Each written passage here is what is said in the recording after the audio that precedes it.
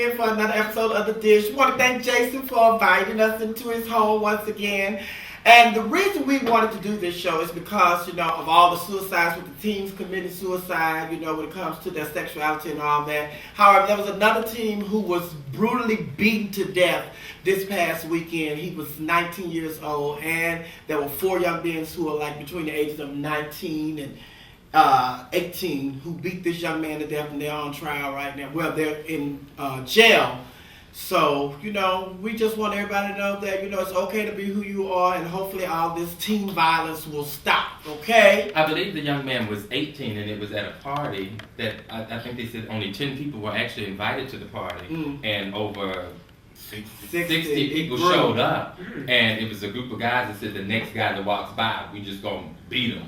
He just happened to be. He was upset with the girl. Upset with the girl, and he happened to be this guy, and they actually beat him to death. Oh, this got nothing to do with the gang violence? No, this was just teen violence, just bullying, and actually his mother made a statement, the young man's mother made a statement talking about that she hopes that things get better with this bullying situation and that there are harder punishments for, bullying and stuff, which is true. This is out of hand. How you just gonna beat somebody for walking by? Awful. On to a lighter note. Yeah, we got to talk about Tyler Perry. We all went to see his new movie, Colored Girls, for Colored Girls. It hit the theaters this past weekend. Now, we all went to see the movie. However, we have not talked about the movie, because we wanted our conversation to be fresh. We didn't want to know we wanted to know what each one thought about the movie. So if you go around the room, if you could give the movie a grade, what grade would you give the movie? Mario. I would give the movie a C. I would have to give it a B+. I would give it a C-. Creative Loafing gives it an A+. Said it's one of the best movies since Precious. I would give it a B. Okay. So now we can talk about For Colored Girls, since we all went to see the movie, and what is our take on the movie? Oh, no, I want to know why each person gave it the grade. Right. Yeah, but that's going to be what we're talking about. You'll know when they tell you, what they felt about the movie. You know why? Well, I'll go first. The reason I give it a C- is because from my perspective, I'm coming from a theater. I've seen so many productions of the play. It was written as a play, and I've seen so many productions of it, and it's just like the movie, I kind of figured like it wouldn't work because it was specifically written for play. It was play format. Now, some of the parts did work. However, overall, the movie did not work. Everybody's been talking about Janet Jackson. Well, the person I felt like really held it down and stuck to the book, the way it was written, was Kimberly Elise. Macy Gray did an amazing job with her monologue, and also Loretta Devine. Loretta Devine and Felicia Rashad. Now, what happened, I'll let you guys talk about the movie, before I just go all into what I felt about the movie. Well, for me, hold on, I'm chewing. Because this is The Dish. We're having brunch right now. BYOB, bring your own brunch. For me, I thought that the movie, I thought that Tyler did a pretty good job of adapting the play to a movie, and that is always a difficult thing. I did enjoy how one of the characters, I believe, in the play, from my recollection, the woman in purple, and a lot of her lines were divided up between a lot of the other characters. They did that throughout the movie. Yeah. So, and I kind of appreciated that, but having seen the play, I knew where this was coming from, but I appreciated that, and it did really fit. I thought he told the story pretty well. For me, the particular scene, for those of you who haven't seen the movie, I don't really want to ruin it too much, but I guess you probably know the story. The scene with Kimberly Elise, that particular scene with the children and her boyfriend, the father of the children, was much more intense live on stage to me than it was on screen. And that's one part that disappointed me. Even that monologue, like when Felicia Rashad was talking, and she was saying, when she was talking to the social worker, all of that was supposed to be delivered by Kimberly Elise, because that monologue was hers. Right. So that's why, for me, that whole scene, because that scene in the play to me was, if there was a climax to the play, that was probably it for me, because that scene was so strong. and I think it lost some of that in the movie. However, I still think he did a pretty good job of, like I said, adapting the play. Well, I didn't see the play, but that scene that you're talking about with Felicia Rashad, I just had a question on that part. She had keys to everybody's apartment. She was the She's the apartment manager. She was the landlord. But when she needed to go into the apartment, why did she run down 15 flights of steps to say help when she could have just unlocked the door and went in and tried to do her part and help? Since you said that, hold on. Since you said that, because those are only flaws I find when I go to different movies, because everybody has their own adaptation to the thing, and I thought the movie, the way he did it, and took poetry into the screen was great. The problem I had with different characters gelling, like I didn't see Janet's role for who she was portraying.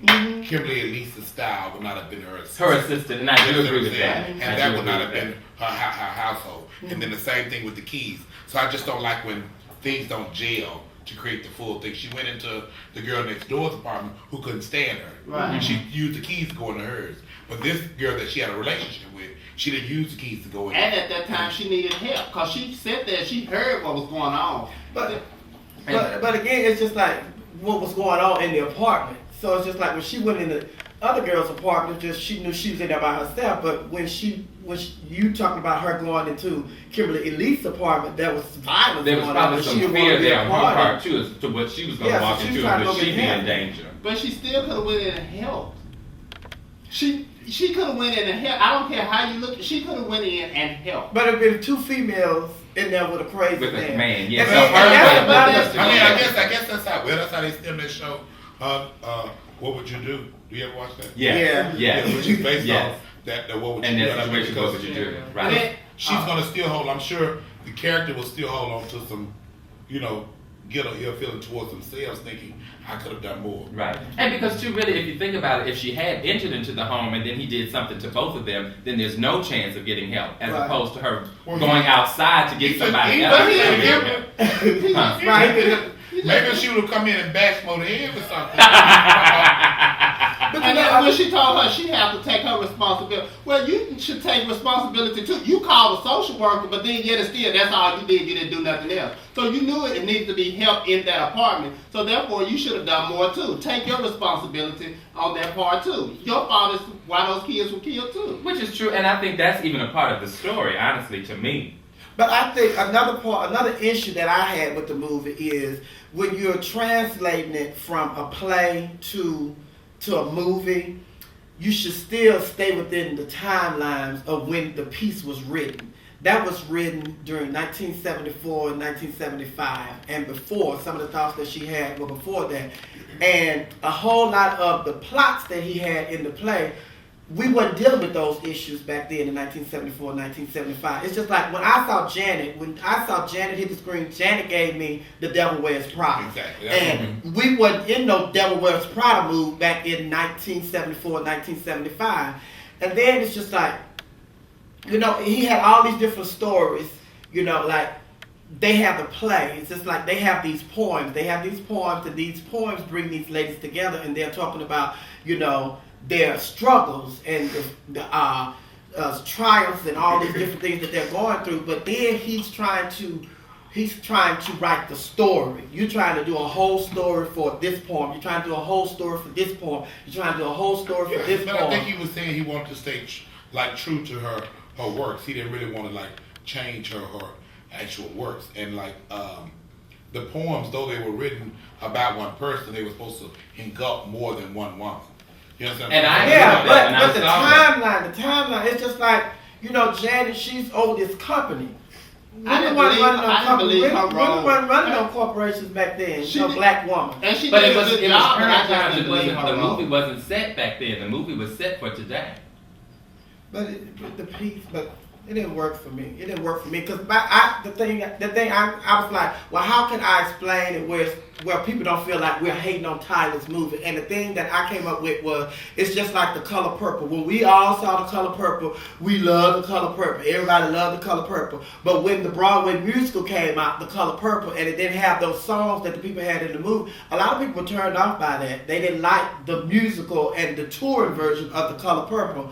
And also, it's just like you go and get just this wonderful piece. I feel that she wrote, and don't need all this extra stuff. And it's just like going by a Rolls Royce, honey. You go buy a Rolls Royce and then you put all this stuff on it. You don't have to put all this stuff on it.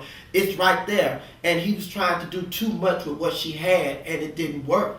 That's the reason I said I think he was trying to make it reach today's youth. And to show that some of the problems of back then are still relevant problems today, which the problems in the color purple could still be relevant problems today in 2010, when that was in the early 1900s and the 20s.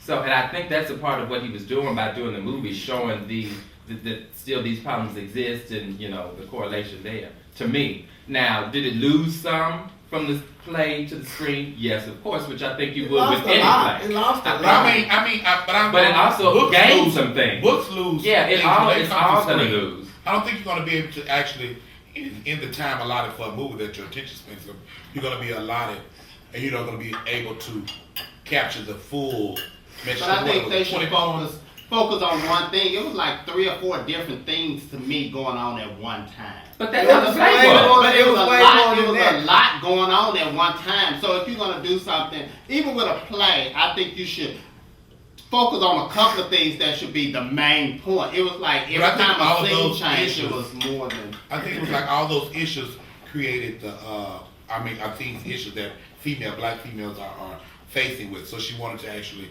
let everybody know, though they're all different situations, we all can find the rainbow. How they all unite to find them. And that's what I think, because you talked about the main point. I think the main point of the piece is pretty much loving yourself and being okay with who you are and not trying to change who you are to accommodate someone else. That's the message that I got from all the different women's struggles with the different things from Kimberly Elise's character, trying holding back when she should have just taken care of herself and her children instead of trying to take care of this man. The same thing with who did an excellent job to me, Anika Noni Rose. Her character, when she already had her apprehensions about going on the date with the young man, but she did it anyway. And then you see what happens. So to me, that is the overall message of the story and how that transcends through many different women in many different situations. Well, I just figured the story was already told when she wrote the book, and all you had to do was just tell the story the way she written it. You didn't have to do all this extra writing, but we could go on and on about this. Y'all see how we developed a conversation about the movie, so go out and see it for yourself, and you can tell us what you think, and we'll be right back. And when we come back, we're going to talk about the benefits of coming out. So he walked off with all my stuff.